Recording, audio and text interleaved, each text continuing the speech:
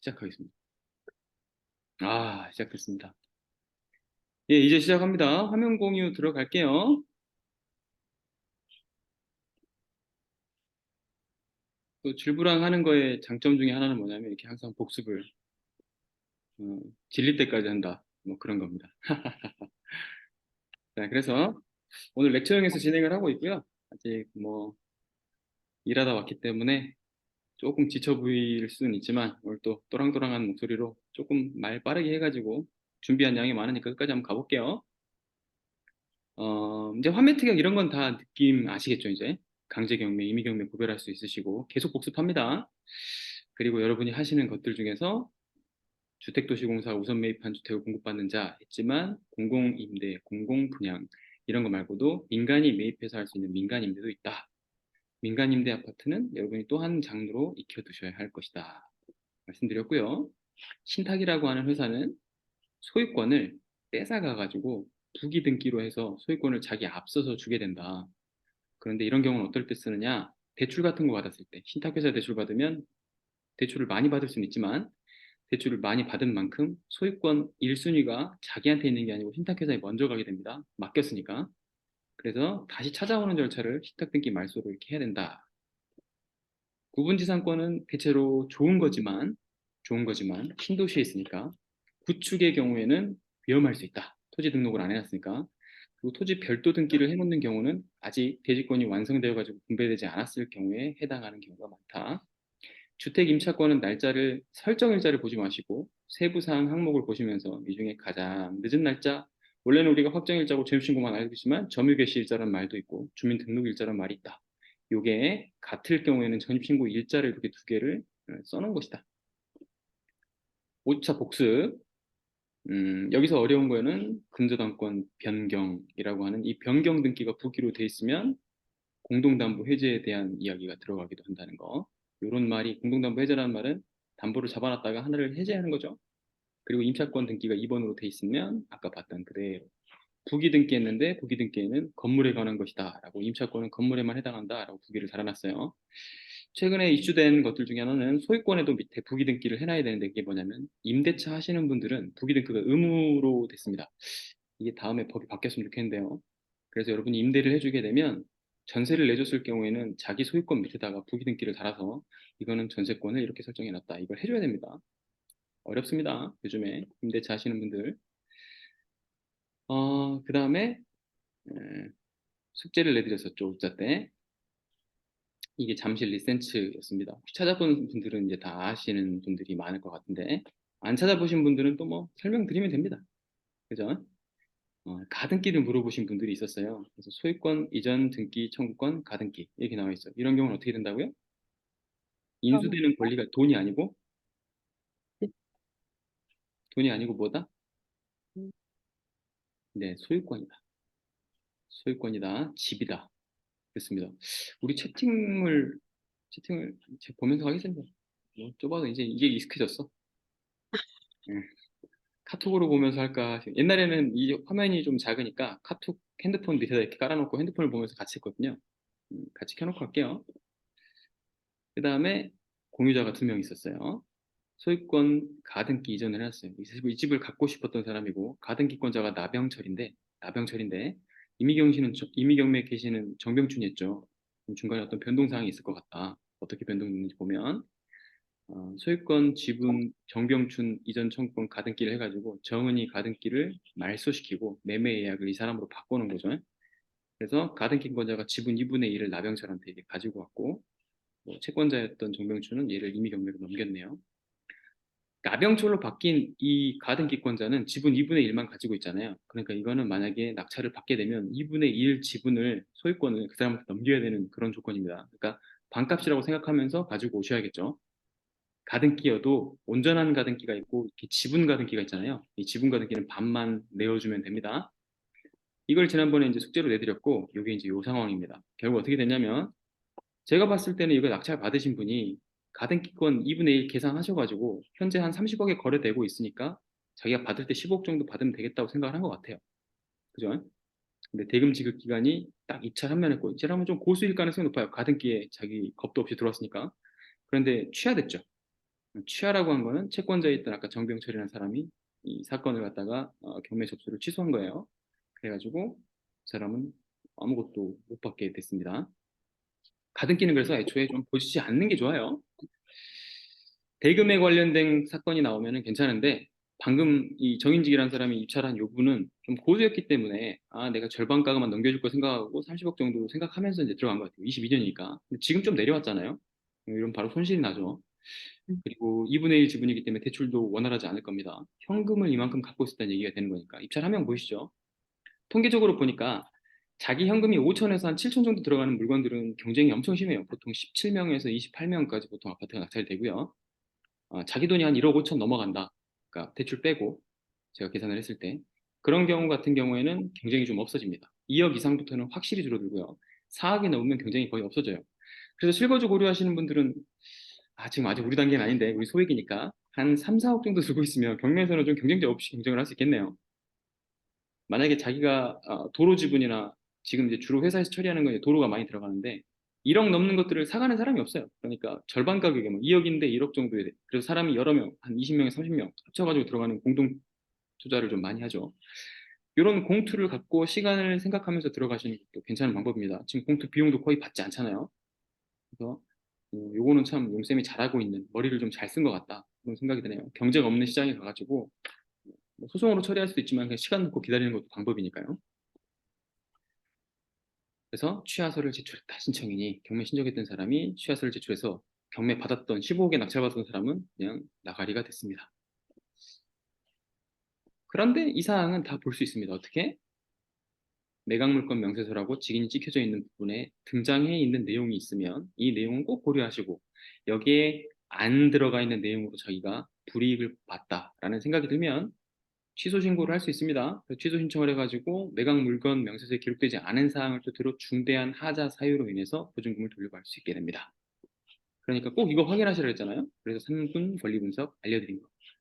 이제 이게 ES받았던 숙제에 대한 답변입니다. 리센츠라고 하는 거는 뭐 아파트를 뭐 꿈으로 생각하시는 분들도 있고요. 잠실 리센츠. 그리고 뭐 여러분이 많이 알고 있는 압구정 현대라든지 대치동 음마아파트. 나중에 한 50년쯤 뒤에 강남 지형을 그려가지고 조감도를 만들어 놓으신 분 사진을 본 적이 있어요. 오늘 돌아다니다가. 미래 도시가 완전 돼 있더라고요. 왜냐면 입지는 영원할 테니까.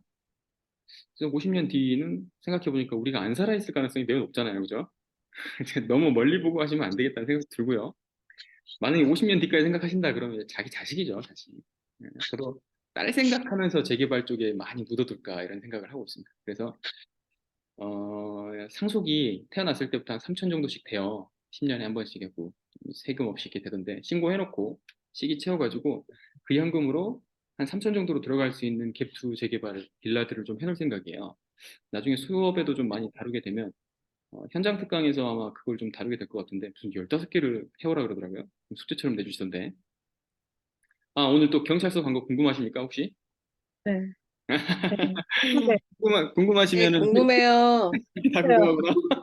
나와 그 다중업소 시설 중에서 근린 용도로 이제 등록을 해놓는 게 용도 변경 건축물 같은 거는 이제 용도 변경 같은 것도 여러분이 나중에 이제 배우시게 될 텐데 용도 변경을 하지 않고 고시원이라는 걸 등록을 하게 되면 그거는 주차 정도 시설, 주차 시설이 좀 갖추거나 아니면 주차장을 따로 설치하지 않고 싶을 때 이제 용도를 고시원 같은 걸로 이제 해놓는데 그 고시원 같은 용도로 해놓게 되면은 음, 우리나라 현행법이 취사시설을 설치할 수 없게 돼 있어요.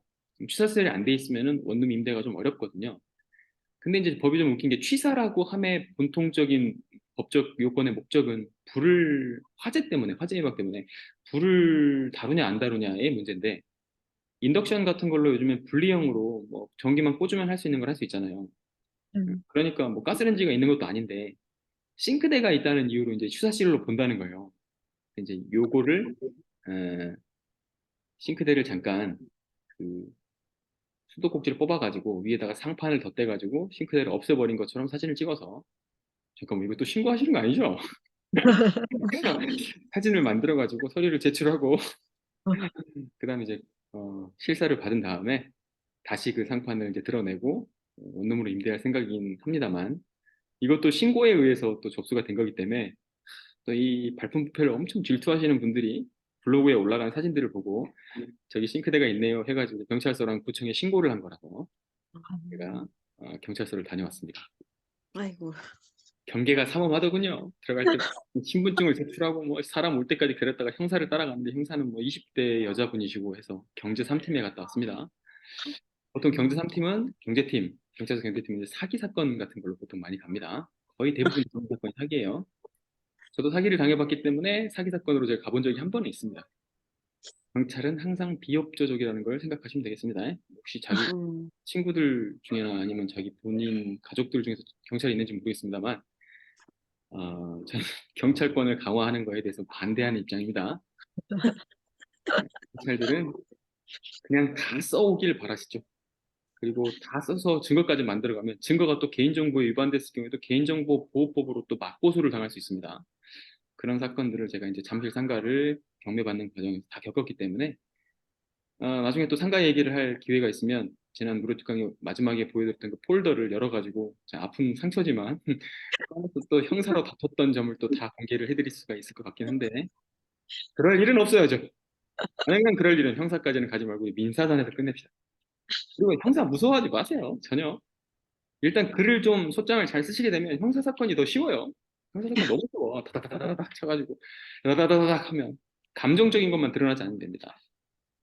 그리고 형사 사건도 사기 사건 같은 경우도 저 변호사를 선임하지 않고 혼자서 해서 다 승소를 했기 때문에 이번에 잠실 할 때도 되게 쉬웠고 또 무리수를 둔 계면이 있어요. 이제 관리소장님이 좀 우리 편을 들어주시면서 이제 뭐 여러 가지 종이 안내문이라든지 법원에서 온 명령서 같은 거를 문에다 붙여놓고 그랬는데 그것 때문에 이제 그 사람이 빡쳐서 나와서 이제 관리소장한테 욕을 한 거예요. 주먹을 주고.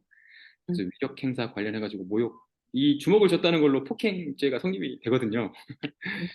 그래서 모욕 폭행으로 또 고소도 해드리고 해서 저를 변호사인지 알고 또 그 친구는 저를 변호사 사칭 혐의로 또 맞고소를 해가지고 변호사가 아니라는 거를 또 증명을 하고 참 별일이 다 있었어요. 너무 아이, 파란만장하시다. 그러니까. 그때 생각하니까 또 에너지가 또 빠질라 그러네. 아니 뭐 그런 일 있죠. 뭐 그럴 수 있죠. 뭐 일반인이 소송을 너무 잘하면 변호사를 오인 받는 거 뭐 그럴 수 있습니다. 음. 이번에 또 용쌤의 사건 이제 하나 하고 있는 게 있는데 그쪽 사건에서도 변호사가 빡쳤나 봐요. 일반인인데 소장을 너무 잘 상서 계속 승소하잖아요. 그래서 민사로 2심을 넣었더라고요. 민사 2심 가면 1심과 2심에서는 이제 준비서면과 답변서 같은 걸로 다툽니다. 준비서면은 내가 의문사항이 있을 때 소장으로 접수해가지고 너한테 난 이런 권리를 주장할 거야. 이게 이제 준비서면이 내 주장. 그 주장에 대해서 네 틀려라고 답변하는 게 답변서입니다. 그러니까 원고든 피고든 준비서면을 낼 수 있어요. 내 주장은 이런 거야 하면 준비서면이 되는 거고 그거에 답변을 하고 방어를 하면은 답변서가 됩니다. 그게 이제 두세 번 오갈 수 있는 기회를 1심에서 주고 판결이 나오면 한 번 더 항소를 할 수 있는데 그 항소는 다시 한번 준비서면과 답변서 같은 걸로 서류 심사를 합니다. 이게 2심이에요. 이거에 또 불복을 한다. 그럼 이제 3심을 가는데 3심에서는 준비서면과 답변서로 오가는 과정이 없고 그냥 대법원에서 판정을 그냥 서류상으로 합니다. 여태까지 1심, 2심에서 했던 기록을 가지고. 그래서 만약에 부당하다 그러면 다시 파기환송이라고 해서 돌려보내요. 그러면 이제 대법원 3심에서는 2심에 했던 거를 부정하게 되고 1심대로 판결해라 이렇게 되는 거고 받아들여지고 용인되면 그냥 2심 그대로 진행이 되는 거예요. 민형사 두 개 다 3심까지 가보는 사건을 이제 겪어봐가지고 이번에는 어떻게 될지 잘 모르겠습니다. 그러니까 제가 누차 말씀드리는 건 뭐냐면 안전한 물건이라고 생각하는 거가 아파트예요. 그래서 이런 일이 거의 안 생기기 때문에 아파트에 이제 경쟁이 좀 심하고 특히 대출 빼고 자기 돈 5천 정도가 들어가고 그 이하가 들어가거나 무피로 만들 수 있는 물건들 같은 경우에는 경쟁이 되게 심한 걸 여러분이 지금 겪고 있으실 거예요. 그러니까 시기 딱 보셨다가 경기가 굉장히 침체되거나 이자율이 갑자기 빵 튀어서 막 예측이 불가능해지는 상황 속에서는 경매를 아무도 안 들어오거든요. 아파트는 그때 노리시는 게 진짜 좋아요. 올해 2월, 3월 한 5개월 정도 시간이 있었습니다. 11월부터 작년. 그리고 다시 좀 안정화되고 지금 금리가 7%에 달함에도 불구하고 사람들이 불확실한 사실이 없어지니까 또 경매에 막 들어오잖아요. 그러니까 조금 이제 안정적인 거를 아파트로 삼는데 우리는 소액 경매니까 이제 아파트를 최대한 시세에 이익이 날 만큼만 해가지고 받는 거를 목표로 하고 있는데 여기에 이제 자기 무기로 한두 개씩을 토지라든지 뭐 지분이라든지 이런 걸 결합해서 가지고 가시면 낮은 금액에 받아가지고 수익을 낼 수 있습니다. 그래서 여러분은 지금 이 기점을 토대로 멈추시면 안 되고 이 다음 단계로 나아가셔야 돼요. 그래서 지금 제가 소송도 많이 해봤다고 얘기를 드리고 있잖아요. 그러니까 무서워하지 마시고 그 사람 사는 일 그렇게 끝 안 납니다. 그러니까 민영사 뭐 다 가도 그 사람이 뭐 날 죽이러 안 와요. 괜찮아요. 그러니까 뭐 그 사람도 나중에 이제 시간이 지나고 나면 자기 잘못한 걸 알게 되겠죠. 내가 순한 양이 됐다고 얘기했잖아요. 법률로 마사지를 해드리면 됩니다. 최대한 정중하게 그렇게 하면 될 것 같습니다. 자, 이거는 지금 막 웃고 계시는 민경님이 맞죠, 이거 민경님 거. 음. 신건인데 신건에 7억 8천에 나오는데 지금 시세가 10억 넘게 거래가 되고 있고 매수세도 좀 있는 물건입니다. 그래서 이걸 받아오셨길래 오, 여기 써놨네. 신고 있어요. 아, 늘고 있어요. 스고이, 스고이. 많이 늘고 있다고 생각하고, 감사드리면서 또 이걸 또 분석을 한번 해드릴게요. 이런 지역에 있습니다. 이쪽은 동천역 좌우가 보통 좌측이 좀 높을 거라고 생각을 많이 하는데, 이쪽 지역만큼은 이게 분당권이어가지고 좌우측에 차이가 크게 없습니다. 이쪽 지역도 상당히 살기 좋은 지역으로 사람들한테 알려져 있어요. 그중에서도 좀 대장에 가까운 무지개 청구 아파트입니다. 오래되긴 했습니다만, 아직까지 사람들의 생활 수준이 높아서 그런지 좀 괜찮습니다, 지역이. 이렇게 나옵니다. 물건 명세서를 뭐 대법원에 가시든 페이지를 검색하시면 일주일 전에 확인 갑니다 이렇게 나오는데 다 이런 건 아닙니다. 이 물건이 복잡해요. 부부 공동 명의로 2분의 1씩 가지고 있었다가 보통 사고 누가 쳐요? 남편이 쳐요? 아내가 쳐요? 남편이 이제 그쵸? 봐봐. 다 이렇게 대답하잖아. 남편이 사고를 친다고요. 그래서 남편이 두 번이나 경매에 넘겼던 물건이에요. 그러면 사건 관계가 되게 복잡하잖아요. 그러니까 이렇게 늦어지는 거예요, 이게. 감정평가서도 되게 늦게 제출했더라고요. 근데 이제 지금 저번에 민경님이 주셨을 때는 안 떴었는데 다시 보니까 감정평가 떴더라고요. 매각 물건면세서는 안 나왔지만 요거 조사를 한 거 보니 당연히 전입세대 열람은 떼본 거고 소유자가 점유하고 있고 임차인이 없다고 진술한 거 있다. 그럼 이거는 이제 별로 어려운 물건이 아니게 되는 겁니다. 그리고 감정평가도 나왔어요. 근데 이제 민경님이 질문하신 건 여기는 7억 8천으로 나오는데 어떤 데는 3억으로 나오고 막 그러셨어요. 3억으로 나온 건 말이 안 되잖아요. 딱 보시면 절반이구나. 절반. 부부 공동명의 중에 남편이 사고 친 것만 넘어갔구나. 그럼 이건 어떻게 확인하느냐? 등기부 보시는 방법을 제가 그래서 알려드린 겁니다. 등기부를 못 보면 민사에서는 아무것도 못한다고 생각하시면 돼요. 이를테면 알파벳을 모르는데 영어를 할 수가 없죠. 어, 지금 아이들은 다 가르쳐 보셨으니까 제 딸한테 지금 기억, 니은 가르치고 있는데 아직 못 읽어요. 이게 난 놓고 기억자도 못 읽던데 당연히 지금 읽으면 안 되죠. 그래서 그걸 못 읽는 거랑 똑같아. 등기부는요 볼 줄 아셔야 됩니다. 자 보십시다. 2분의 1씩 돼 있잖아요. 지분이야. 4년 차이네. 딱 아름다운 결혼 커플이네. 근데 사고는 누가 쳤냐면 이제 뭐야 연상이야? 이분이 남잔데 남자니까 나이가 빠르구나 깜짝이야. 알지 뭐야. 음, 음. 오빠하고 결혼했어 오빠하고. 근데 이 오빠가 사고를 많이 쳤어요. 이 오빠가 사고를 어떻게 쳤는지 봤더니 등기부에서 제가 질권 얘기를 꼭 들었던 이유가 이렇게 나와 있는 것들이 있기 때문에 말씀드린 겁니다. 근저당을 설정했는데 11-1번에 9번 달려서 질권 설정했어요. 자, 질권이 주관식으로 돼도 이제 대답할 수 있겠죠. 채팅창에 한번 쳐보세요. 질권이 뭔가요?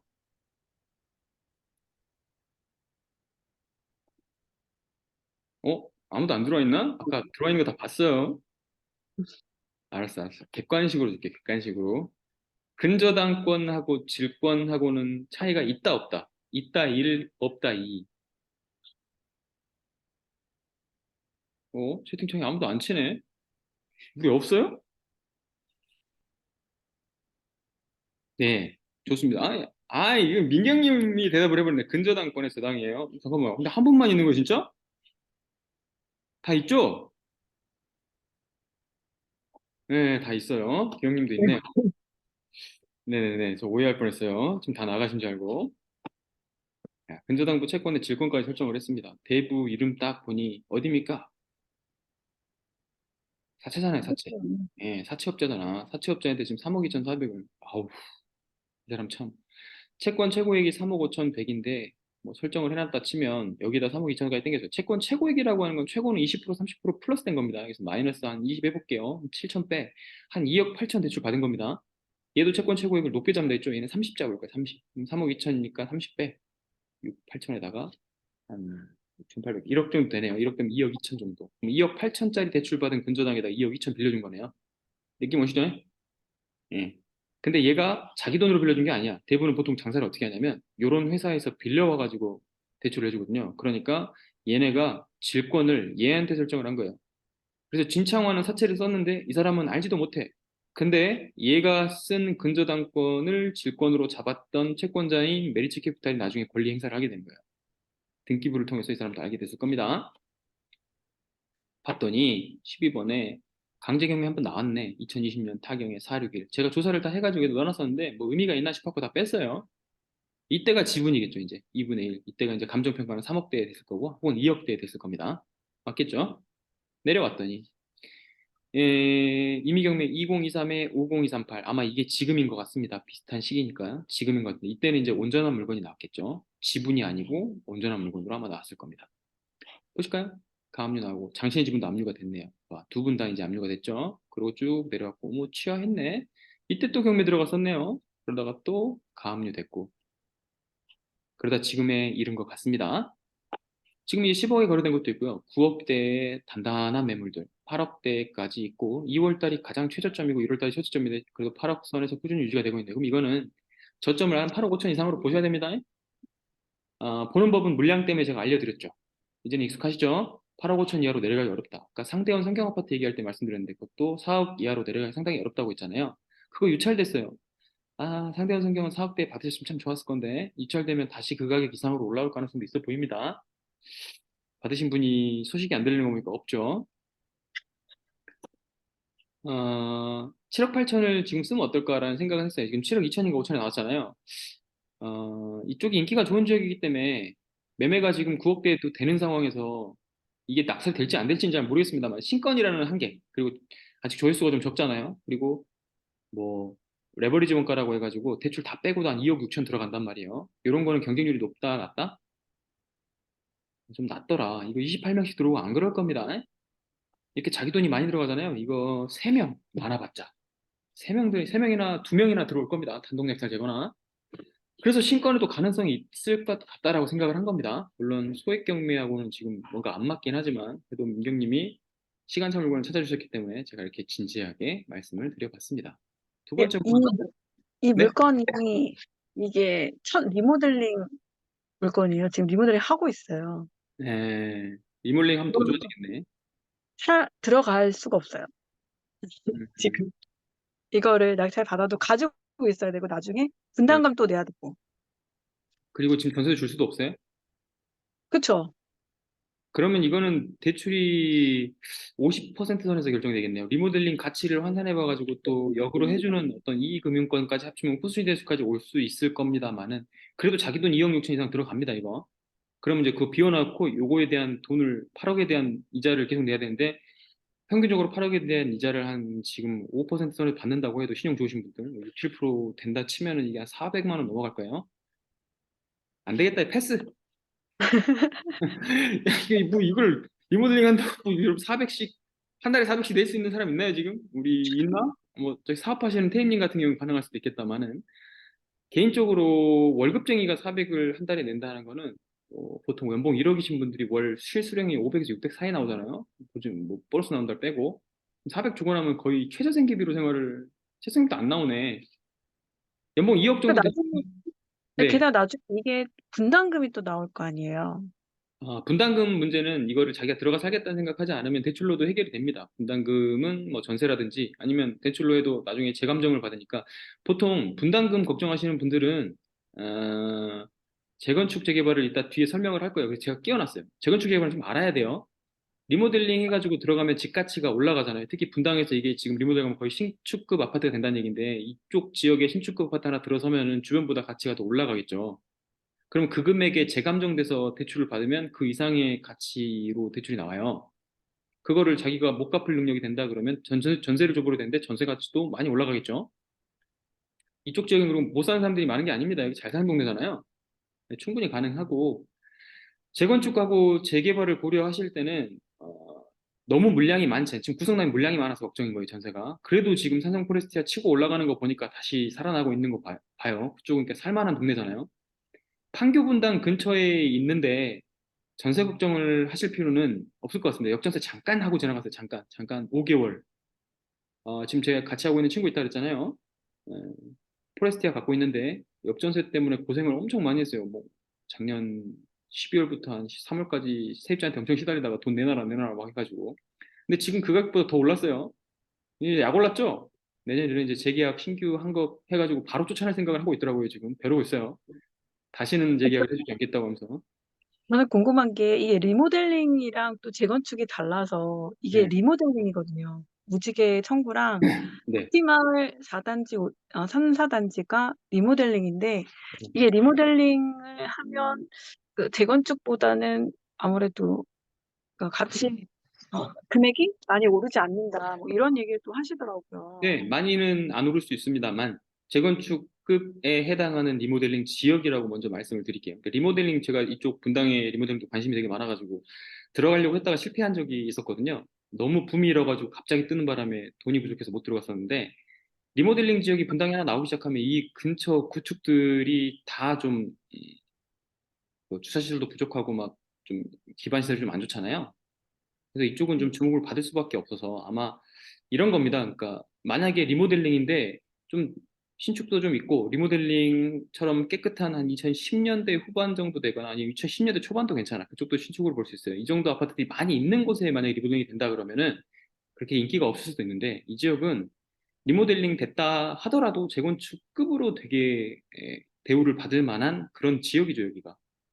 그리고 리모델링은 지금 현대 건축 기술로 너무 기술이 좋아요.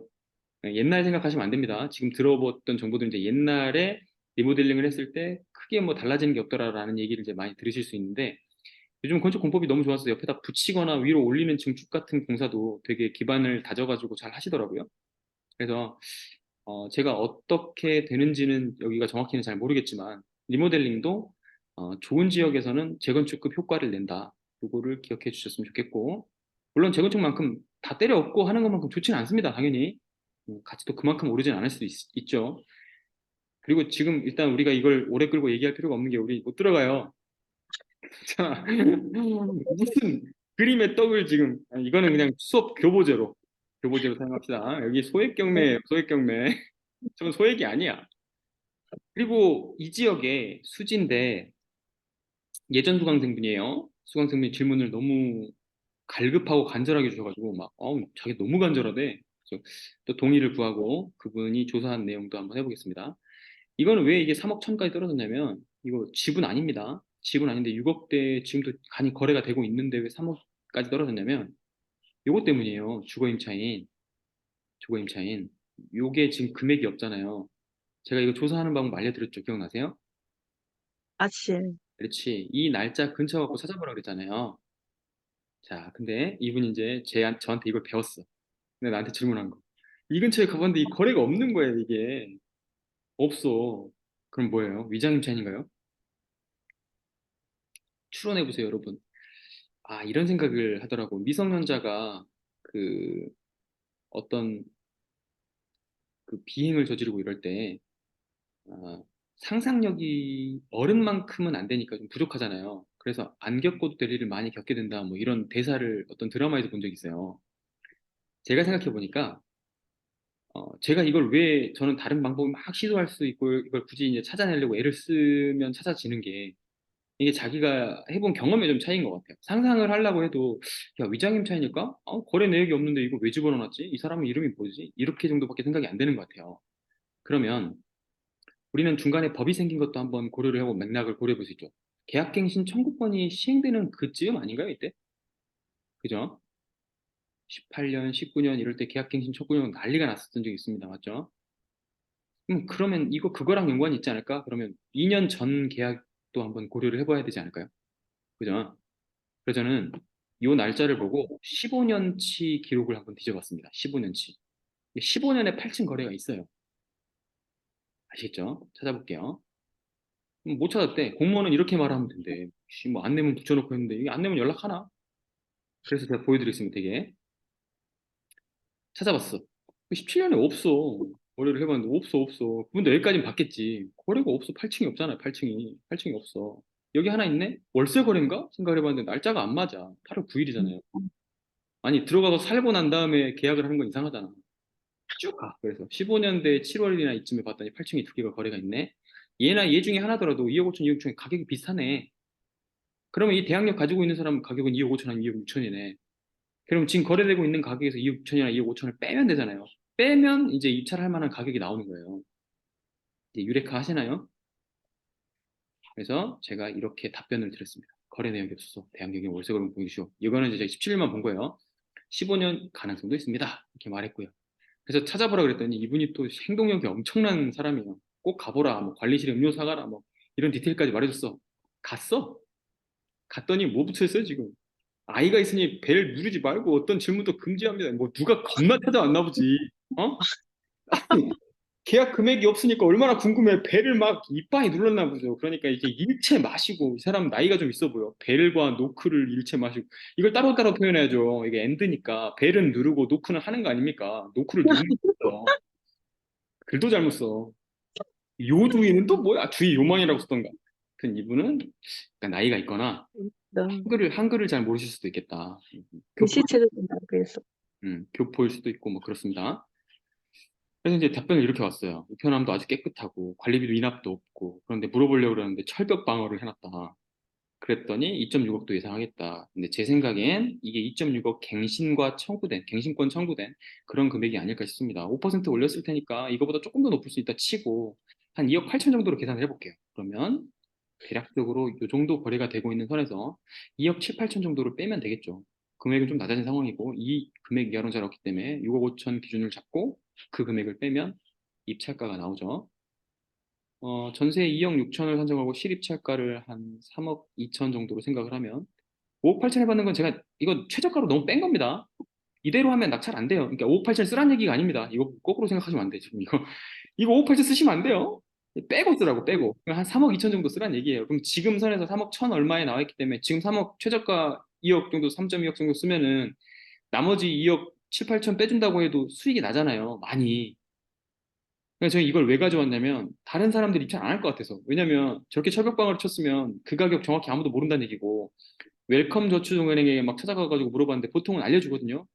무상임대차 계약서가 있는지 아니면 이전에 왜냐면 후순위 대출을 해줬기 때문에 전순위에 전세금이 있으면 그 계약서를 첨부해야 되는 게 은행으로서는 너무 당연한 일이니까. 그래서 그 금액을 알려주는 경우가 많은데 웰컴 저축은행은 안 알려줬다는 거예요. 그러면 내가 못 알아냈으면 다른 사람도 다 못 알아냈겠지. 그러면 실제 3억 2천 가지고 입찰을 할 수 있겠다. 여기에 쓰면 전 너무 괜찮은 것 같은 거죠, 이게. 전세금 빼줘야 되니까 대출은 이 정도에서 한 1억, 6억 잡으면 1억 9천이긴 한데 전세금이 포함되어 있으니까 3억 선에서만 거래가 나올 거고 전세를 애초에 해결을 안 하면 요거는 대출이 잘 안 나올 가능성이 높습니다. 수순이니까. 이해되시죠? 그러니까 이거는 현금을 좀 가지고 들어가셔야 된다. 그래서 역시 이것도 그림에 떴다. 하지만 좀 현금을 지금 들고 있으신 분이 있으시거나 실거주를 고려하신다. 이 지역 난 너무 좋아. 분당 살고 싶어. 그러면 들어가도 됩니다. 실증은 그러니까 지금 이런 경우는 아시겠죠? 제가 왜 수업을 하는지. 첫 번째 거는 민경님이 이제 조사해 오셨으니까 뭐 리모델링 관련해서 여러 가지 이슈도 있었고 이런 경우에는 어떻게 들어가면 좋다를 말씀드리고 싶었던 거고 두 번째는 너무 간절하고 절실한 실거주자가 저한테 이제 질문을 해왔길래 아 이건 이렇게 알아내시는 방법이 있습니다 하고 하나 더 알면 좋죠? 네. 왜냐면 아실 쪽으로 뒤져가지고 그 해에 전세금을 딱 알아낼 수 있는 건 너무 쉽잖아요 그거는 그러면 나 아닌 사람도 할 수 있다는 뜻이잖아요 근데 음, 2년 전까지 뒤져볼 생각은 다들 못 하실 것 같아 초보자분들은 그렇고 그리고 무섭잖아. 그게 진짜 아닐 수도 있고 진짜일 수도 있고. 그렇죠? 그러니까 그 시기로 다시 돌아가고 해본다고 하면 그 시기 전반적으로 1년 내내 2억 5천 선에서 전세가가 변동이 없었기 때문에 내가 최대 피해를 2억 5천 정도로 생각을 하신다면은 그 가격 빼고 입찰을 하시는 건 괜찮잖아요. 그죠? 바보가 아닌 다음에 웰컴 대출은행이 그 저축은행이 후순위 대출을 해줄 때 앞에 전세금에 포함시켰고 너한테 너 이쁘니까 내가 훨씬 집값보다 높은 비용을 대출해 줄게라고 말하지 않았을 거 아니에요. 자, 그렇죠. 그러니까 최대치를 고려해 봐도 그 정도 아닙니까? 6억에 거래되면 2억 5천 빼고 자기도 남는 거 있어야 되니까 막 다 해주진 않았을 거고 한 3, 4억 대출해줬으면 그 금액하고 계산을 딱딱딱 해보면 후순위 대출 이 정도 받아갔으면 앞에 전세 얼마금 있겠다라고 생각이 들잖아요. 네. 그러면 더 확신이 가지는 거예요. 아, 15년 정도 2억 5천 정도 전세 들어있는 거 맞는 것 같다. 이렇게 말했는데 이 간절한 분은 들어가실지 안 들어가실지 모르겠습니다만. 그다음 두 번째. 이제 지금 제가 이거는 재건축 설명하려고 일부러 가져왔어요. 지금 규영님이 오늘 열의에 차가지고 미리 그 부동산 조사해가지고 좀 이렇게 블로그 보시면서 예약해가지고 전화해가지고 미팅 잡고 가셨으면 좋았을 텐데 그냥 간 거야. 뭐 또 가. 막.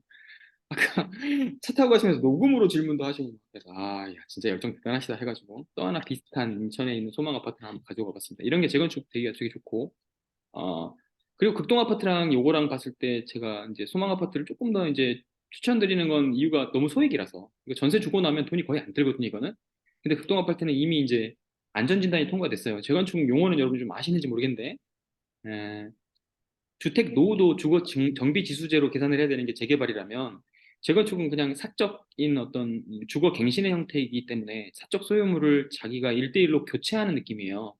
그래가지고 재건축 같은 경우에는 안전진단이라는 국가가 제한을 걸어놓은 그 제약을 통과해야만 되는데 정밀 안전진단을 통과를 했어요. 극동 아파트가. 그러니까 좀 가격이 오를만 하죠. 그런데 서울이 아니잖아. 인천 계산동이면. 그래서 좀 소외된 지역이긴 하니까 아직 가격 변동이 크게 있지 않아요.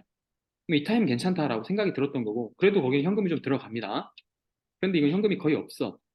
그리고 이게 좀 작은 소규모 재건축이 가능하기 때문에 자기가 재건축 지식을 갖고 있으면 가가지고 이 사람들 동의서를 걷어버리면 돼. 자기가 중심으로 추구가 되고 조합이 자기 중심으로 만들어집니다. 아직 우리한테 먼 얘기죠. 먼 얘기야, 먼 얘기. 먼 얘기.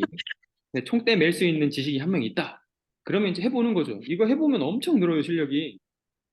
너는 왜 안 해보냐, 그러면 이상하게 할 일이 많아가지고 바빠요, 지금.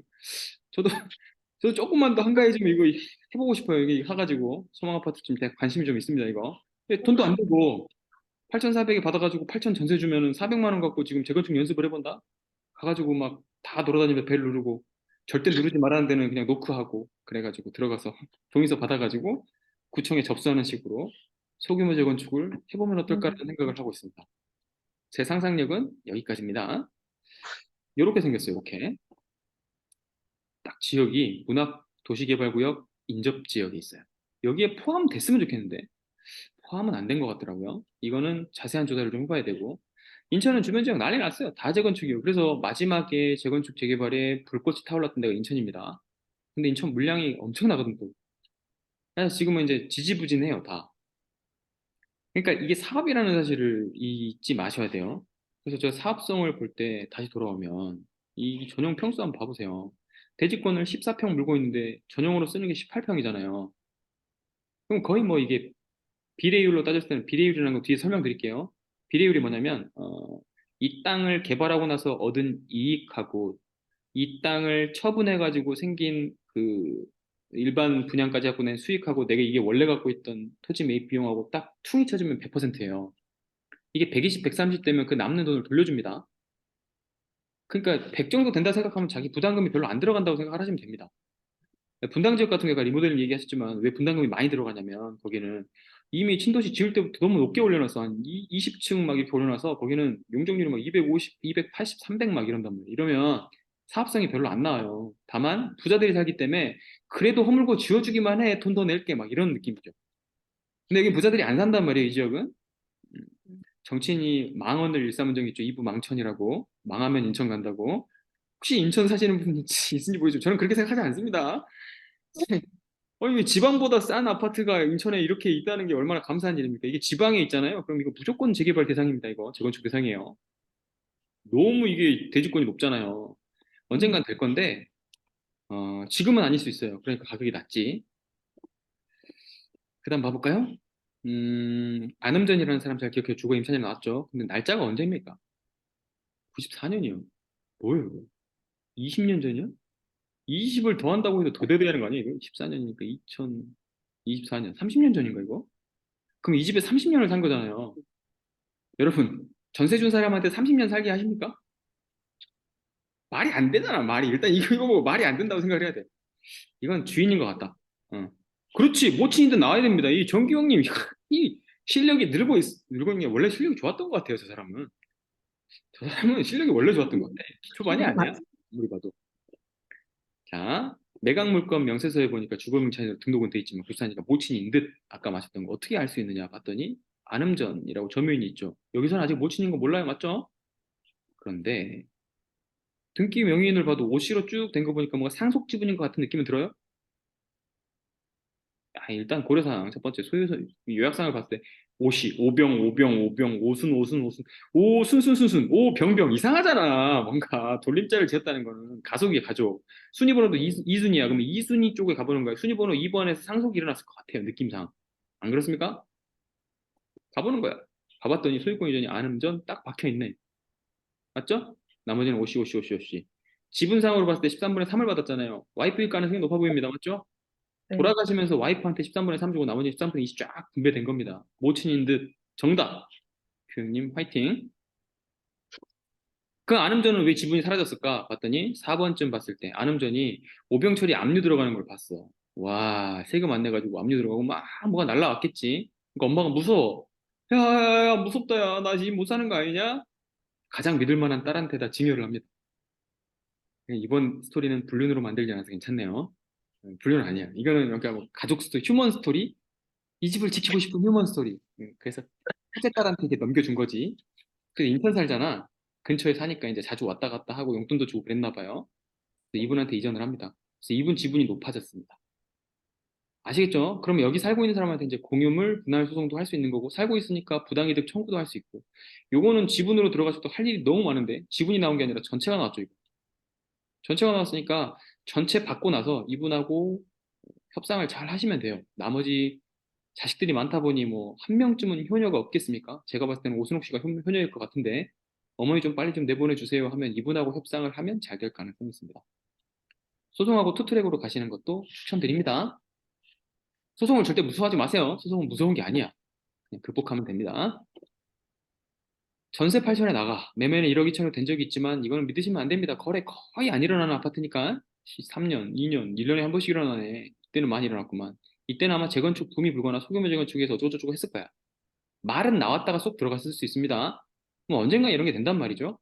그런데 전세는 8천, 9천, 뭐 6천 꾸준히 이렇게 나가. 아, 13년에도 6천이었어. 18년에 9천이었고. 그럼 지금은 좀 깨끗하게만 고쳐놓으면 9천에 나갑니다. 8,400에 받아서 난 전세 9천에 주고 그냥 기다릴래요. 계약갱신 해주면서 5%씩만 올리고. 어떻습니까? 공시지가 1억 이하죠? 네, 주택수 산정 안 되네요. 취득세도요. 어이구, 혜택 보고.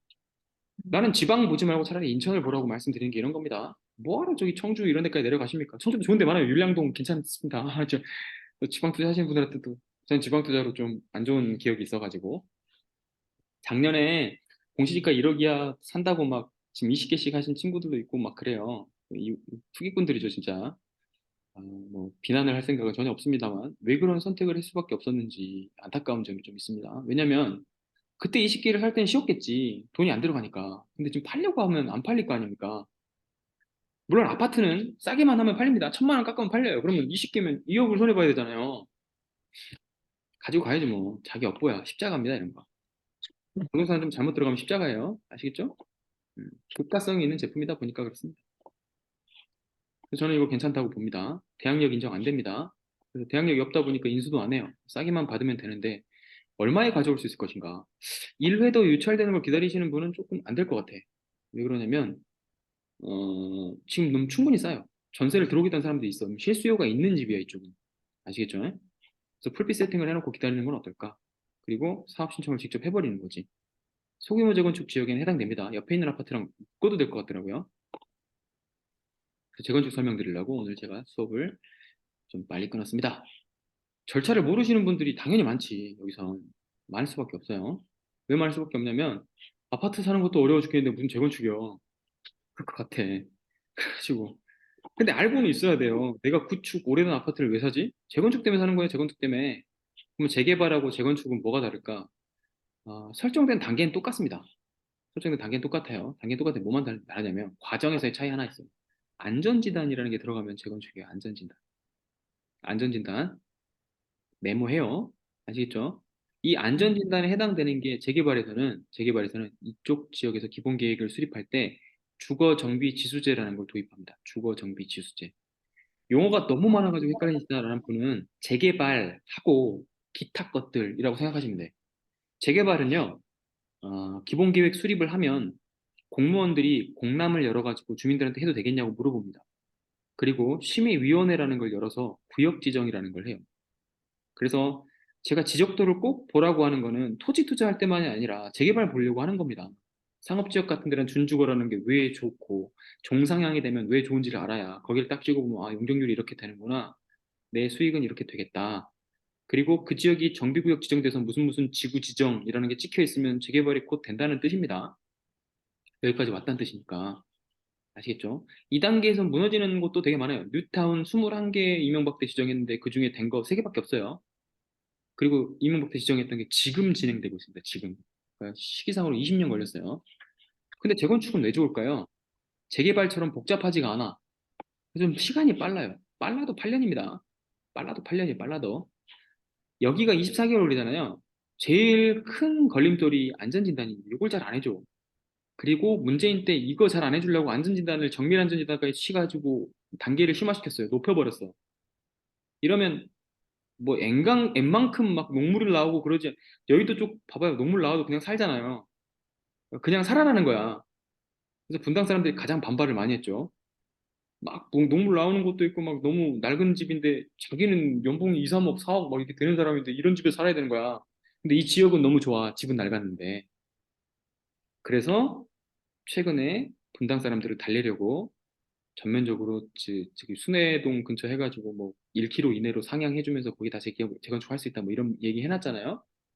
근데 그 일대 기반 시설을 다시 새로 깔아야 되는 문제 때문에 예산이 없다거나 도로가 부족하다거나 해가지고 지금 약간 딜레이된 상태입니다. 총선 때 어떻게 될까요? 네, 선거 때 써먹죠. 선거 때 다시 뭐 국토부에서 무슨 발표를 하겠지. 하지만 길어질 겁니다. 짧아도 9년이에요. 짧아도. 이게 24개월인데 재개발은 더 느려요. 더 느려. 이때 더 느려. 그리고 여러분 이제 재건축 재개발에서 이제 어떨 때 용어를 기억해 놓으시면 지금 메모해 놓으면 좋습니다.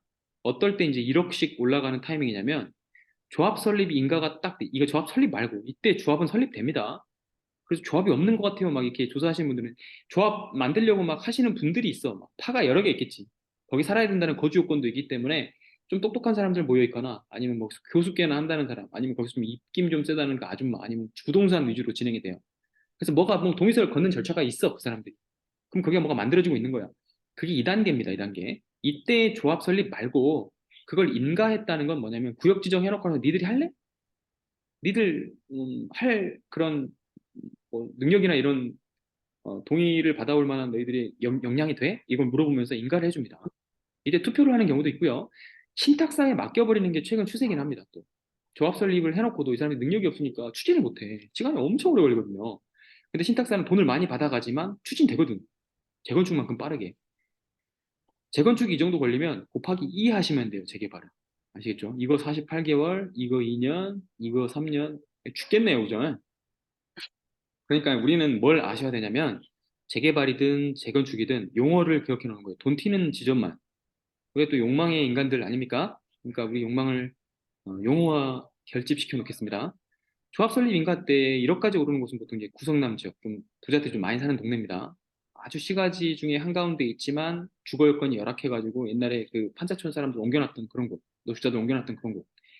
그런 곳이 서울에도 좀 있고요. 서울에 따지자면 저 성북동에 있는 뭐 장인뉴타운 쪽 그런 쪽이 버려진 집들이 되게 많았는데 이제 거기가 개발되는 거 보시면 이제 느낌 오시죠? 관심 없구나. 음, 그보다 좀 더 전으로 간다. 기름뉴타운 쪽 있었고요.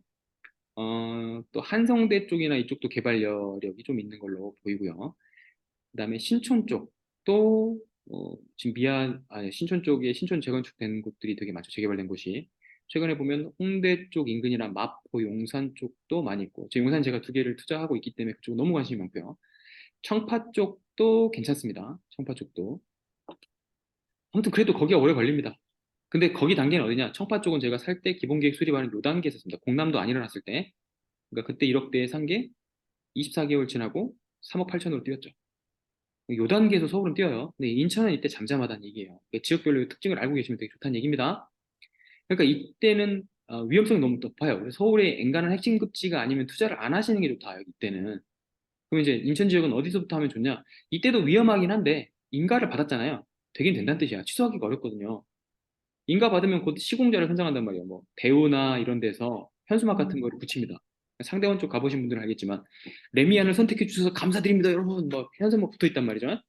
그런 거 보시는 쪽이 이쪽이에요. 이때 좀 튑니다. 1억 정도. 지금 다시 좀 떨어진 상황이긴 하지만.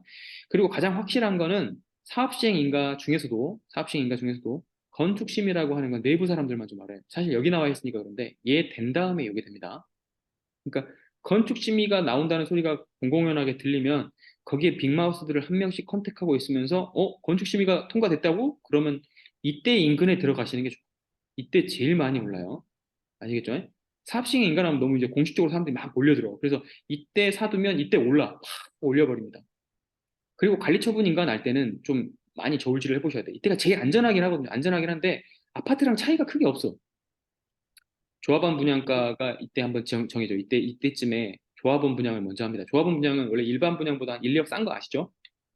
네, 음, 조합원 분양가라는 거. 그리고 또 뭐 혜택도 엄청 많이 줘요. TV까지 다 세팅해주고 막 모든 발코니 확장 다 무료로 해주고 뭐 이런 겁니다. 그래서 조합원 물량을 안 좋은 지역 같은 경우, 제가 인천이라고 얘기해서 좀 그렇긴 한데 인천 지역 같은 경우에는 조합원 물량을 던지는 사람들이 나오는 요때쯤에 많은 물량 중에 한 개를 받아먹는 것도 방법이에요. 지금 시기가 아파트 재건축하다거나 아니면 신규 입지에 좀 인프라 안 좋은 곳들에 지금 마피가 엄청나게 많이 나오고 있어요. 인천도 지금 마피 나오다가 사라지긴 사라졌는데 그래도 아직 찾아보면 있을 겁니다. 그런 지역을 사놓으시는 것도 괜찮은 방법이라는 얘기예요. 그럼 남의 음, 돈을 그냥 가져오는 거 아닙니까? 걔들이 계약금을 만약에 7천 나눴다. 그럼 그 7천 자기가 그냥 가져오는 거야. 음. 원가에서 마이너스 7천으로. 아, 속 쓰리네요. 저도 한번 다본 적이 있어가지고. 던질 수밖에 없는 상황이 옵니다. 자기 집이 아니면 애착이 없어요, 별로. 아, 이거 올릴 거 알고 샀는데 내가 생각을 잘못했네 하면 팔아버려야죠, 이때. 어쩔 수 없잖아. 왜냐면 입주장이라는 걸 무서움을 여러분이 아시는지 모르겠는데 입주장 때는 전세금이 원래 가치보다 1, 2억 더 싸게 됩니다. 그럼 자기 돈을 또 투입해야 돼요. 인천 검단에다가 6개 하신 분 있더라고, 분양권. 미친 거 아니에요? 6개면은 마이너스 3천씩만 났어도 1억 8천을 어디서 갈 거야. 그거 던져야지 뭐. 그 던진 것들을 주워 드시는 분들이 이제 좀 분양권을 좀 잘하시는 분들입니다. 진입 단계는 서울 핵심 급지가 아니면 좀 소외돼 있다 싶으면 요때도 기회가 옵니다. 요때도 기회가 와요, 입주장 때. 그리고 관리처분인가 때도 기회가 한번 옵니다. 근데 잘 되는 지역이다. 여기가 좀 핵심 급지고 지하철 옆이야. 그러면 이때쯤 들어가시는 게 안전하다. 아니면 서울이다. 서울은 이때도 괜찮아, 사실은. 이때도 괜찮은데 사업성을 볼 줄은 알아야 돼요. 비례율이 좀 나오는 동네고 그 사람들이 좀 협조적인가. 너무 늙은 사람들이 있어갖고 안 나고 나 여기서 죽을래 하는 사람들이 많나.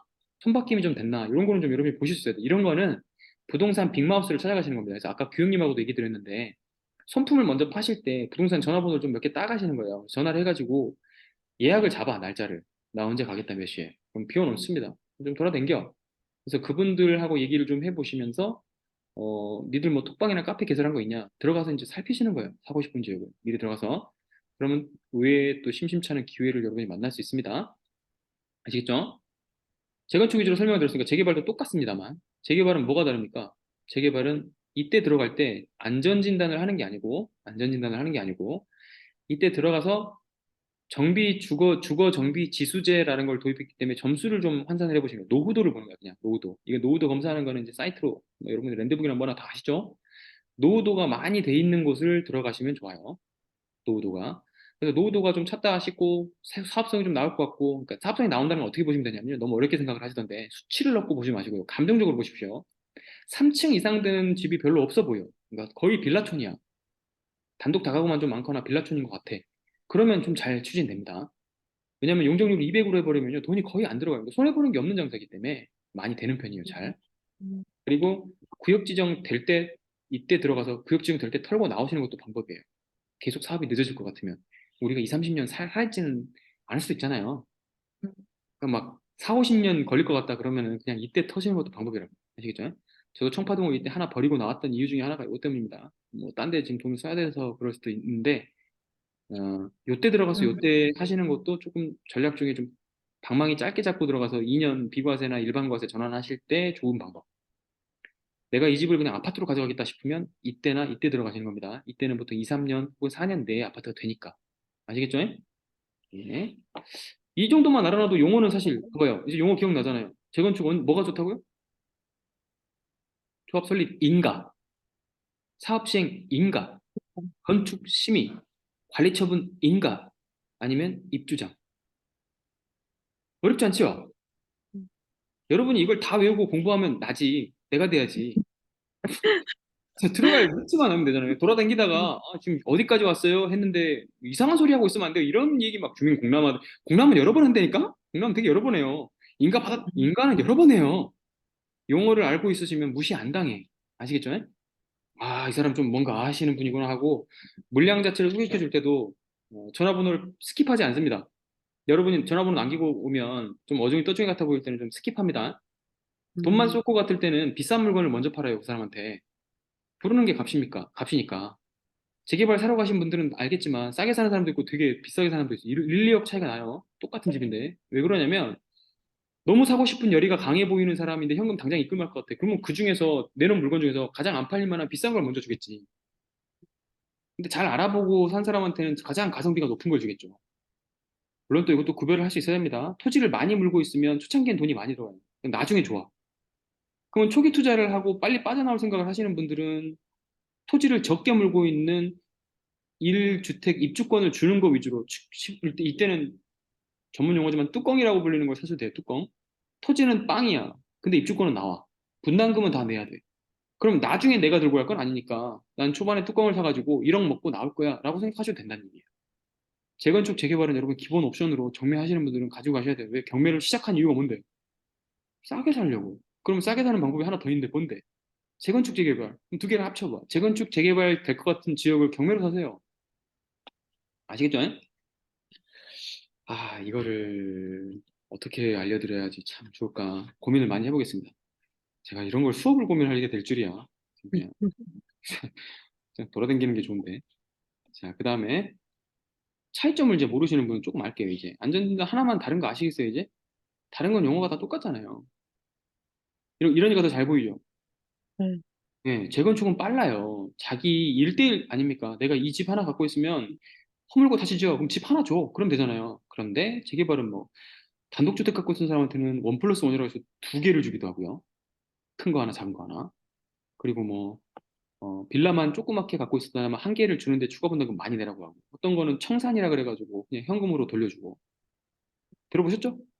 또 근생인데 근생은 상가를 주는 게 원칙인데 또 상가를 준다 그러면 애들 깽판 치고 들어놓고 막 난리를 치니까 주택을 하나 줄게 하고 3구, 4구 이런 거 만들라고 작은 거 하나 원룸 형식으로 주거나 오피스텔 주거나 아니면 포함시켜서 입주권을 주긴 주는데 예, 서울시 같은 경우에 조례로 줬다는 거를 위법하게 만들어가지고 서울시 조례안은 구조례와 신조례가 있습니다. 그래서 근생주택이 주택으로 사용되고 있고 그리고 그걸 산 사람이 샀을 시점부터 권리가 산정일, 즉 정비구역 지정된 날짜로부터 입주하는 날짜까지 무주택을 유지한 세대에 대해서만 준다. 뭐 이런 도정법이 있단 말이에요.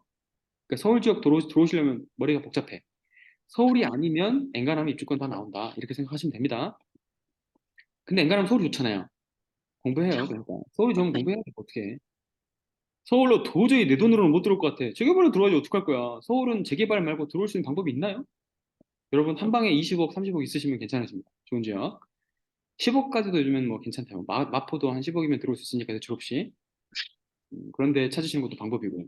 그러나 우리 소액 경매 아닙니까? 네. 돈 없다는 전제하에 얘기하겠습니다. 돈 없다는 전제하에 전세 껴놓고 그냥 빌라 아주 썩은 지역을 찾아가지고 하나 넣어놓고 그냥 기다리시는 거예요. 내 아이들한테 가겠다.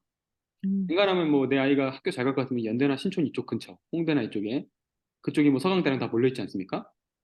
네. 그래서 지금 학부모 중에서 미리 그런 걸 해놓으시는 분들이 있더라고요. 참, 대단하다 싶었습니다. 언젠가 거기가 밀고 들어가서 지금 연남동처럼 개발이 돼버리면 가치가 두 배는 기본이죠. 그냥 세 배 이상은 올라가니까요. 비교도 해놨어요. 조합원 자격 이미 뭐 재건축은 다 돼 있잖아. 그러니까 물어볼게요. 정부 입장에서 추가 분담금이 아니라 세금을 더 많이 뜯을 수 있는 곳은 여기일까요? 여기일까요? 재개발일까요? 재건축일까요? 정부 입장에서 재개발. 재개발? 재건축이죠. 재개발은 이해관계가 복잡하다니까. 얘들은 규제를 조금 건드리잖아요. 그럼 나 안 해, 나 안 해. 단독 가지고 나 안 해. 나 100평짜리 살고 있는데 저 한 평짜리 살고 있는 새끼랑 같은 아파트를 받으라고? 안 돼, 안 돼. 난 저런 새끼랑 살기 싫어. 재개발은 엄청 힘들어요, 이거. 각층들이 다 사는 사람 곳이고요. 재건축은 그냥 하나당 하나입니다. 평수가 좀 작고 크다 뿐이지. 크면은 돈 받는 거고, 돌려받는 거고, 적으면 돈 내야 되지. 재건축은 쉬워요, 되게. 그러니까, 임대주택 의무도 지자체 조건에 따라 다르지만, 뭐 엄청나게 부여해버리고요. 사업 진행 속도가 빠른 대신에 뭐 실투자 금액이 많게 만들거나 재건축 너무나 이익이 많으면 환수제라 그래가지고 제초안을 도입해버리죠. 이거 제초안은 제 생각에는 음, 제가 좀 섣부른 감이 있긴 합니다만 안 될 가능성이 높아요. 아직 제초안을 낸 단지가 없어요. 왜냐? 재건축 초과 환수제라는 걸 이런 걸 개정을 하는 건 언제겠습니까? 18년이라고 생각해봐요. 집값이 터질 때 아니에요? 서울 아파트 막 두 배로 오를 때란 말이야. 이때 니들 재건축 하기만 해. 절반 다 내놔. 막 이렇게 법을 만들었는데 시간이 좀 지나잖아요. 지금처럼 된단 말이야. 지금 재건축이 다 멈춰버려. 아니 아파트를 공급은 해야 되는데 이걸 재건축 초과이익 환수제를 내고는 난 도저히 못하겠다. 나 안 해. 그러니까 폐지한단 말이에요. 그러니까 실제 또 효용은 없어져요. 그래서 노무현 때 도입한 겁니다. 이거 15년 전에 도입한 게 한 번도 낸 아파트는 없어요. 최초로 낸 아파트가 올해 나올 예정이었는데 지금 분위기상 나오겠습니까 이거? 쏙 들어가겠지 뭐. 음, 이렇게 사람이 하는 일이 완벽하지 않습니다. 그래서 혹시 여러분의 목표가 완벽이라면 죄송합니다. 안 됩니다. 안 됩니다. 우리 죽을 때까지 관뚜껑 닫을 때까지는 완벽이 안 돼요. 다만 완벽한 거 한 가지는 여러분이 잠재력을 갖고 있다는 거. 그리고 여러분 마인드가 세팅이 되면 다른 어떤 풍파도 좀 견딜 수 있게 된다는 거는 그거는 완벽합니다. 그건 정말 완벽해요. 그러니까 저랑 공부하시는 분들은 꼭 마음을 먼저 챙기셨으면 좋겠습니다. 네. 마음이 있어야 수익이 나요. 수익이 나도 지킬 수가 없어. 지키는 분들을 많이 못 봤습니다. 다시 다 잃으시는 분들이 보통 보면 마인드가 아직 안 만들어져서 그래요. 아시겠죠? 안 팔아야 될 때 팔아버리고 팔아야 될 때 안 팔아봐요. 어떻게 되시는지. 음. 한 두 사이클만 돌아보십시오. 자, 제 남아있는 재산이. 진짜 100억, 뭐 200억 하시는데 수치를 어떻게 압니까, 그게? 그게 팔렸을 때나 돈인 거지. 안 아, 팔리고 들고 있으면 빚이에요, 빚. 아, 너무 부정적으로 얘기했나요?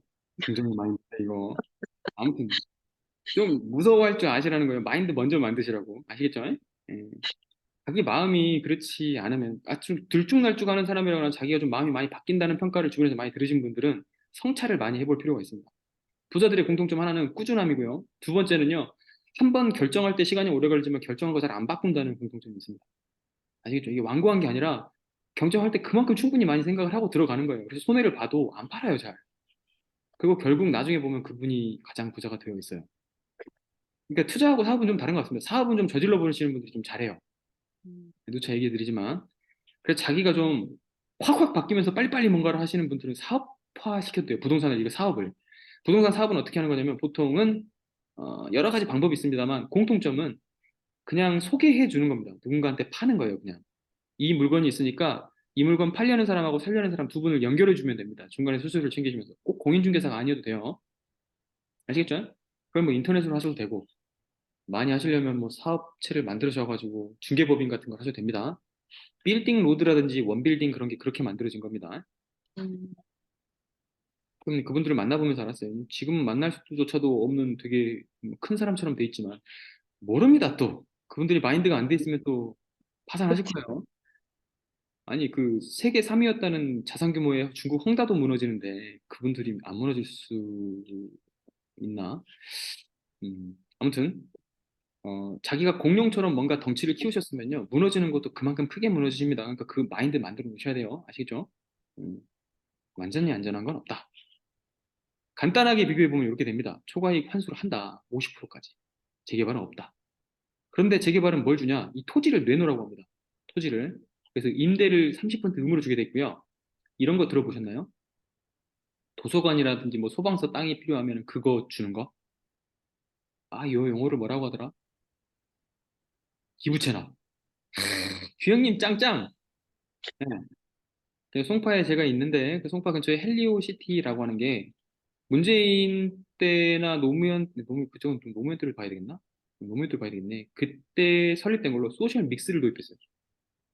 소셜 믹스 뭔지 아세요?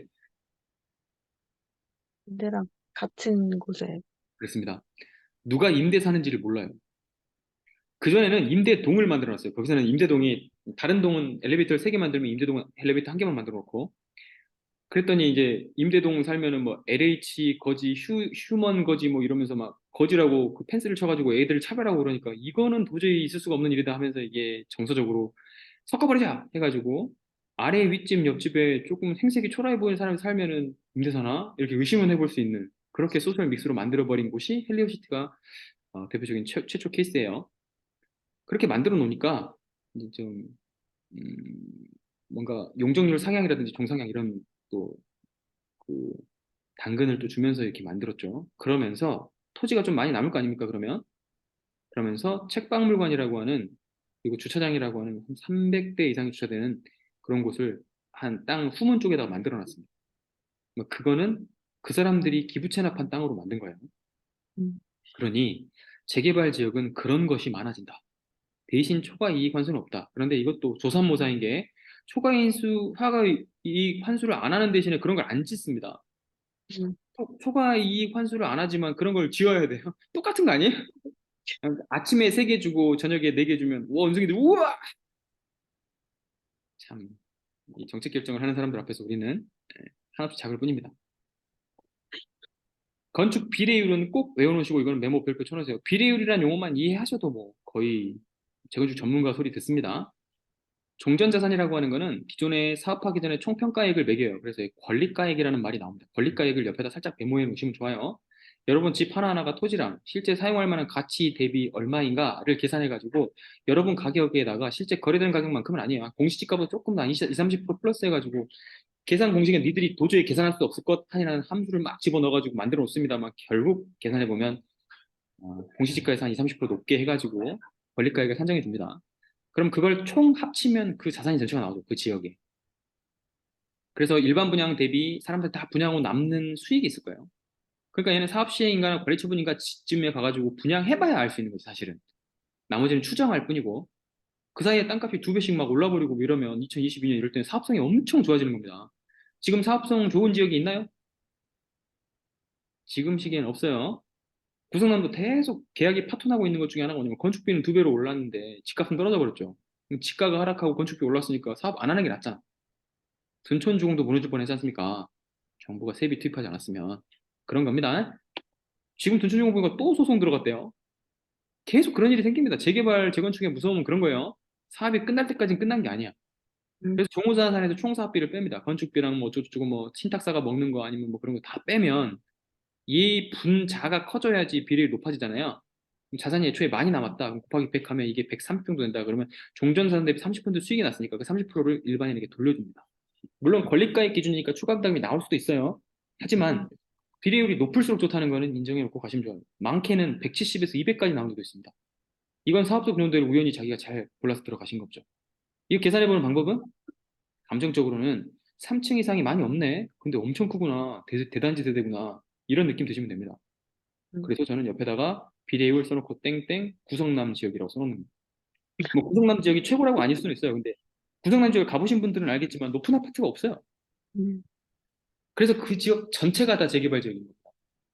지금 잠깐 멈춰 서 있긴 하지만 향후에는 위례 신도시 옆에 있는데 그게 잘 안 될 리가 없죠. 옆엔 판교고 밑에는 분당이고 분당보다 오히려 입지가 더 좋아. 잘은 모르겠지만 제가 갖고 있는 뭐 신흥 3구역이나 상대원 3구역 같은 경우에 진행되는 과정을 보면서 나중에 이제 뭐 수업에 만들면 거기를 임장 한번 해보든지 해서 뭔가를 만들어 보겠습니다. 직접 당기는 게 제일 좋아요, 여러분, 네, 현장을. 안 가보시면 감이 안 옵니다. 이런 데 사람이 살아라고 생각해서 처음에 갔어요, 저는. 와, 여기 사람이 살아? 살더라고요. 심지어 그런 지역에 들어와서 월세를 60이나 내고 사는 사람들 뭐야, 도대체. 아무튼 그렇습니다. 그런 지역입니다. 대략 한 30평 되는 땅에다 올려놓은 방을 2층 주택인데 다락방까지 하고 3층처럼 만든 것까지 해서 한 9개 정도 호실을 원룸처럼 꾸며놓을 수 있고 들어가서 살 수 있어요. 하나당 60만 원 받습니다. 물론 전기세, 가스비 안 내지만 이런 방을 보시고 나면은 여러분이 어떻게 투자를 하고 어떻게 이걸 유지해 가는가. 이거는 수익을 내는 게 목적이 아니에요. 수익이 조만간에 낮지만 대출을 뭐 또 재개발은 대출을 많이 할 수 없으니까 하여간 수익이 나는 게 목적이 아니고 어떤 단계가 될 때까지 버티는 겁니다. 버티는 거. 음, 그렇게 생각하시면 됩니다. 그래서 그 버티는 거의 기준은 권리 산정 기준. 요거 별표 치시고 별표 3개, 3개. 요게 자꾸 정권마다 바뀌어요. 기본 세팅 값은 알아놓으세요. 기본 세팅 값, 패러다임을. 재건축은요, 권리 산정 기준을 보통 조합, 설립 인가일로 잡습니다, 보통. 그런데 이게 앞으로 당겨지면 뭐 안전진단 할 때라든지 뭐 정비구역 지정될 때 이렇게 당겨버려요. 정비구역 지정 쪽으로 당겨버려갖고 문제가 많이 생겼던 건 진단이 끝나지도 않아가지고 이게 재건축 될지 안 될지 결정도 안 됐는데 일단 그때부터 못 팔아. 야, 이게 투자성 엄청 떨어져. 이것 때문에 욕 엄청 먹고 지금 다시 돌아가고 있습니다. 이게 정권마다 바뀌는 겁니다. 재개발은 보통 정비국 지정일로 잡아요. 그러니까 정비국 지정이란 말은 뭐냐면 조업 설비인가 되기 전에 사람들이 주민공담 열고 나서 여기는 내가 시에서 관할하는 개발 지역으로 지정을 해줄게 하고 그 구역의 일대를 묶어놔요. 처분이나 거래가 원활하지 않게. 그러면 그때로부터 권리산정 기준일을 산정을 하는 거예요. 그래서 이때 이후에 산 사람한테는 청산 대상이라거나 너는 지금 이주권을 안 줄 거야 이렇게 이제 법을 정해 놓는 겁니다. 이게 해마다 바뀌니까 어렵다는 생각이 드실 거예요. 그래서 다음부터는 기본 개념을 잡아놓으세요. 권리사는 기준 그 정도 되는구나 하고 그 다음에 무슨 얘기가 나오잖아요. 그러면 아 이거 바뀌었구나 이렇게 생각하시라는 거예요. 그리고 제가 건축심의를 적어놓은 건 이때가 돈이 가장 많이 오르니까 이때가 가격이 가장 많이 오릅니다. 근데 이게 공개는 안 돼. 공개되는 건 사업 시행 인가로 발표가 되는데 이거는 내부자들만 알아요. 내부자들만. 이를테면 카톡방 들어가 있으면 건축심의 이번에 떨어졌다는데요. 막 불이 납니다. 막 3,000개가 뜨고 막 그래요. 카톡방이 300 플러스 돼 있어요. 아 떨어졌구나 이렇게 생각하고 있는 겁니다. 그러니까 여러분이 관심 있는 재개발 지역이 생기면 오픈 채팅방이든 뭐든 찾아보시면서 방법을 찾으시라고요.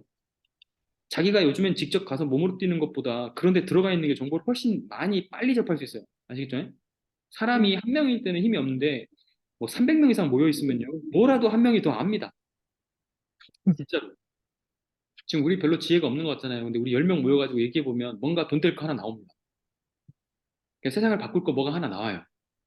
그걸 실행할 수 있느냐 없느냐는 다른 문제지만 음, 그리고 안전진단과 주거정비 기술을 재개발, 재건축의 차이점으로 기억해 놓으시면 얼마나 깔끔하고 간단하게 기억이 되니까. 이것만 기억하셔도 이제 여러분은 어디서 전문가 소리까지 못 들어도 모른다는 소리는 안 듣겠지. 언제 사야 될지 아니까. 음, 그죠? 이해되세요? 네, 네. 다시 한번 복습입니다. 참 복습 많이 잘 준비했어. 이게 빠지면 재개발하고 똑같아요. 이게 음, 빠지면. 아시겠죠? 기본계획, 정비계획 수립하는데 이때 무슨 위원회 같은 게 만들어진단 말이에요. 이때 만들어진 위원회들 그때 그거랑 별로 큰 상관이 없다. 이 상관은 이쪽 와서 조합장의 인가를 받은 요때에 상관이 있다. 이때는 정비구역 지정만 조심하시라. 이때 권리산정 기준이 되니까 이해되시죠?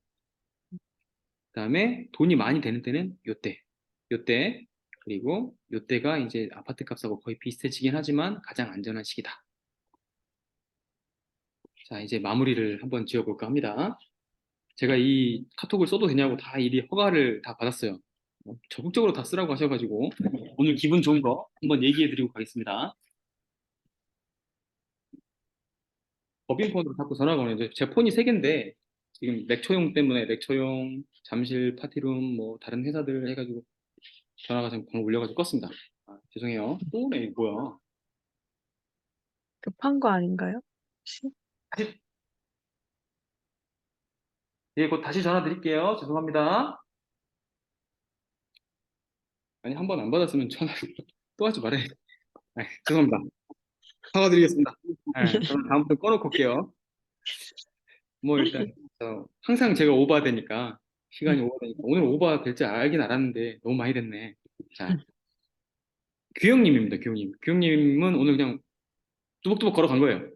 그래서 지난 시간에 계산동 극동 아파트 소개해 드릴 때 뭐가 이 플랜카드가 걸려 있네요. 제가 말씀드렸던 걸 찍어 오셨어. 근데 이제 이쪽 이제 규영님 때문에 찾아봤거든요. 찾아보니까 이제 정밀안전 진단이 통과가 됐더라고요. 이러면 이제 뭐가 되는 겁니까? 구역 지정 절차가 되겠죠. 그럼 이제 시작 단계. 이때부터 이제 한 7, 8년 걸릴 겁니다. 그런데 물을 수 있는 건 아니고 이쪽은 추진이 쭉 될 거죠.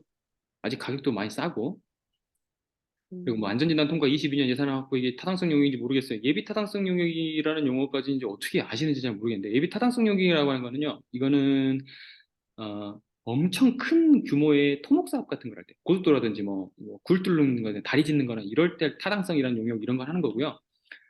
보통 이제 재건축할 때는 타당성 용역이라기보다는 뭐라고 하냐면 뭐 준비 계획이라든지 조합 설립 계획이라든지 이런 거 얘기하는 겁니다.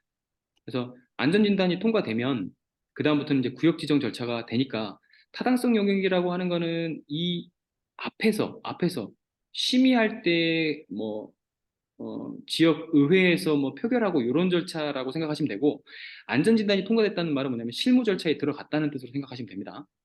그래서 실무 절차에 들어갔으니까 얘는 될 거야 이제. 교육 지금 될 거고. 매가는 보통 이 정도 나온대요. 그럼 안 오른 거예요.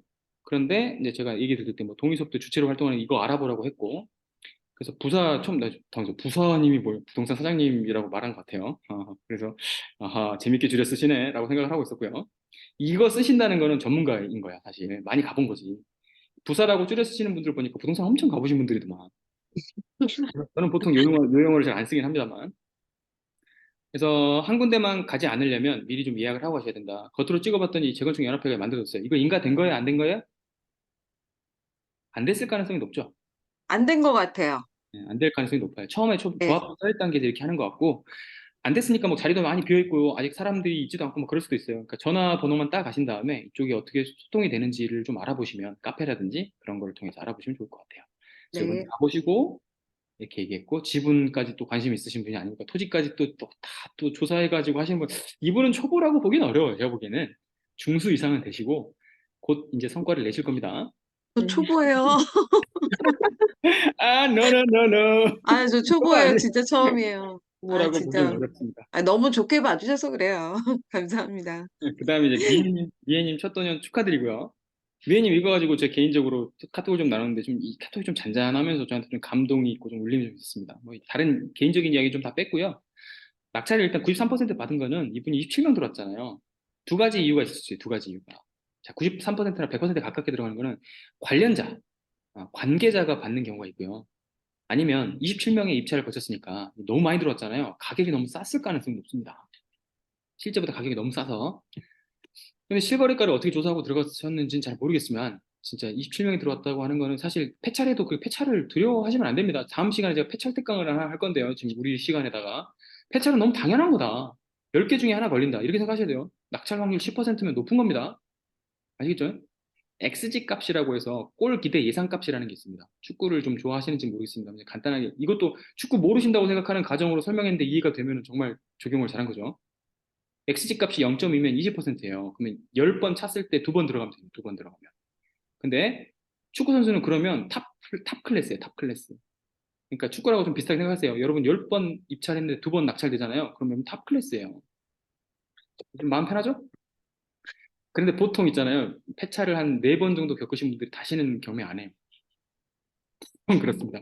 그래서 남아있는 분들이 10%도 안 되는 것 같아요. 제가 볼 때는 그래서 이 초보 강의가 계속 인기가 좋은 이유가 뭐냐면, 초보하고 계속 초보야. 그리고 이제 그만둬. 중수 정도 되면. 그리고 계속 초보가 또 들어오고 중수 정도 되면 그만둬. 또 초보가 계속 들어오고 중수, 이 영원히 할 수 있는 사업입니다. 이 사업. 경매는 참 한번 배워놓으시면 영원히 하실 수 있다. 미리 말씀드립니다. 그래서 아파트만 너무 보시길래 강릉에 이제 좋은 글 쓰면서 바다를 보시고 싶대요. 저도 좀 그렇습니다. 그래서 강릉 쪽에다 저는 개인적으로 주택을 하나 사서 리모델링을 한 다음에 거기를 이렇게 예쁜 집을 꾸며갖고 만들 생각이거든요. 그래서 찾아보니까 옆에 있더라고요. 이 아파트 옆에 이런 게. 근데 1억 천 아닙니까?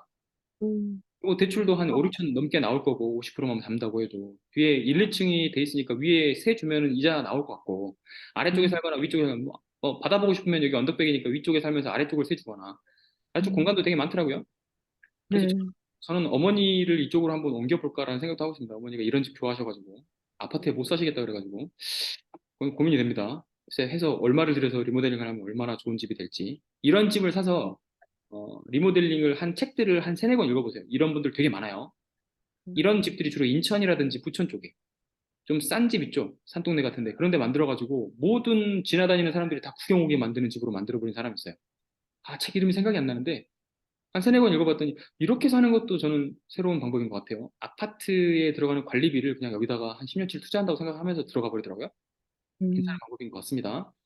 요즘에 기술이 너무 좋아져가지고 안에를 너무 인테리어를 잘 해놓을 수 있고 겉에 뭐 화단도 만들고 뭐 여러 가지 뭐 테라스 발코니 이렇게 만들어가지고 고기도 구워 먹을 수 있고 뭐 이런 장점들이 있더라고요. 물론 주택은 불편하면 감수하셔야 됩니다.